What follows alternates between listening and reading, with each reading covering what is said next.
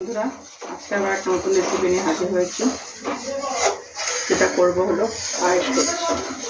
তো খেজুরের গুড় ছাড়াও আমরা পায়েসের কালার খেজুরের মতন কালারের মতন আনতে পারি। আমরা খেজুরের গুড়ের কালারের মতন, তার জন্য আমরা চিনিটাকে ক্যারামেল বানিয়ে নিচ্ছি। ক্যারামেল বানাতে তোমরা জানোই সবাই মোটামুটি, আর যারা না জানো আরেকদিন দেখিয়ে দিব গুঁড়াটা। চিনির মধ্যে একটু প্রথমে কড়াইতে গরম হলে পরে একটু জল দিয়ে স্বাদ পরিমাণ চিনি দিয়ে এটাকে কালারটা খেজুরের গুঁড়োর মধ্যে কালারটা আনতে হবে। তো চাল ভিজিয়ে রেখেছি, আধা ঘন্টা ভিজিয়ে রেখে কাপড় দিয়ে, শুকনো একটা কাপড় দিয়ে মুছে এখন এটাকে ঘিয়ে মেখে রাখবো।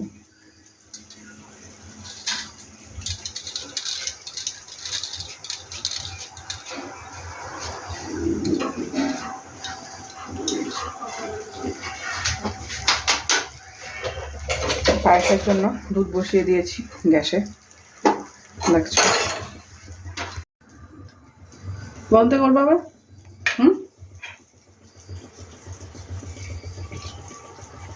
তো পায়েসের জন্য ঘি, চাল যে ভিজিয়ে নিয়েছি ওটাতে ঘি মাখছি অল্প।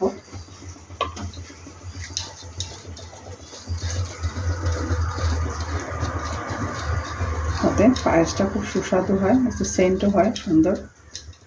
তো আমার কাছে যেহেতু এখন নার্স ঘরে নেই, হঠাৎ করে মানে পায়েসের বানানোর কথা হয়েছে, তো এই জন্য তোমার কাছে নার্স থাকলে কাজু বাদাম, পেস্তা, আমন্ড সব কেটে দিতে পারবে। তা আমি নার্স ছাড়াই এখন করব।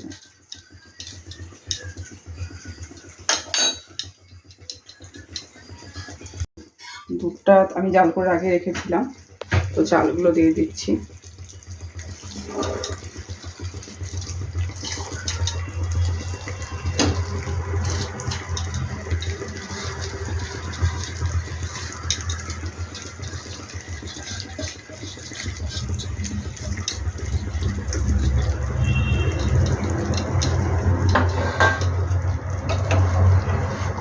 আর পায়েসটা যখন চালটা দিবে তখন পায়েসটা ভালোভাবে নাড়তে থাকবে, চালটা লেগে যাওয়ার ভয় থাকে নিচে। আর সাথে রাত্রের জন্য বানানো হচ্ছে, তো সাথে হবে লুচি আর আলু সবজি একটা হবে, কালো জিরা আর শুকনো লঙ্কা ফোড়ন দিয়ে আলু কেটে রেডি করে রাখা হয়ে গেছে।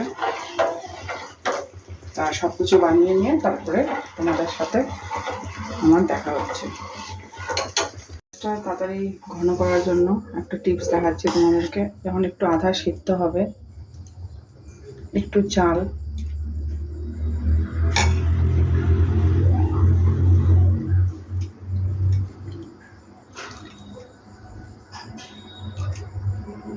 একটু সাথে পায়েসের দুধটা নিয়ে মিক্সচার গ্রাইন্ডে ঠান্ডা করে নিতে হবে।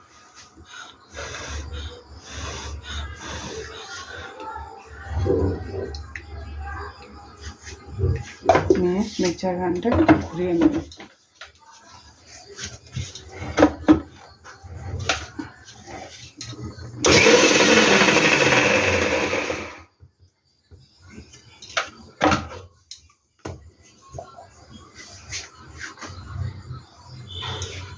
একটা থকথকা পেস্ট হওয়ার জন্য তাড়াতাড়ি পায়েসটা তাহলে ঘন হয়ে যাবে।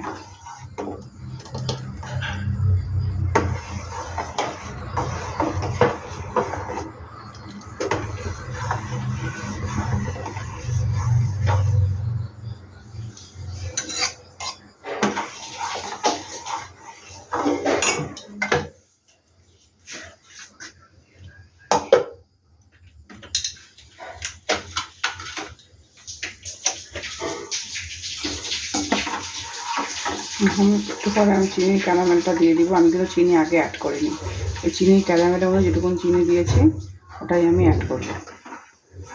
আর একটু ফুটবে।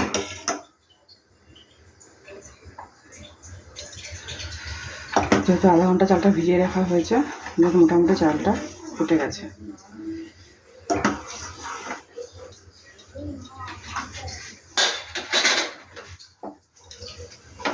আমি ক্যারামেলটা অ্যাড করে দেব।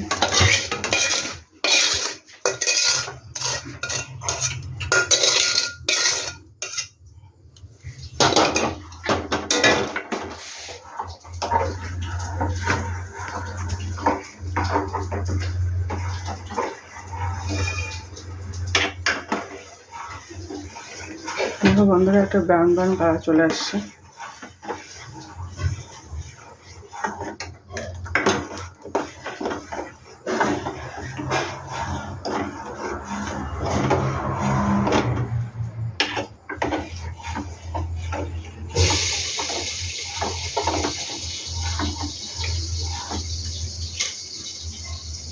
বন্ধুরা একটু ব্রাউন ব্রাউন কালার চলে এসেছে।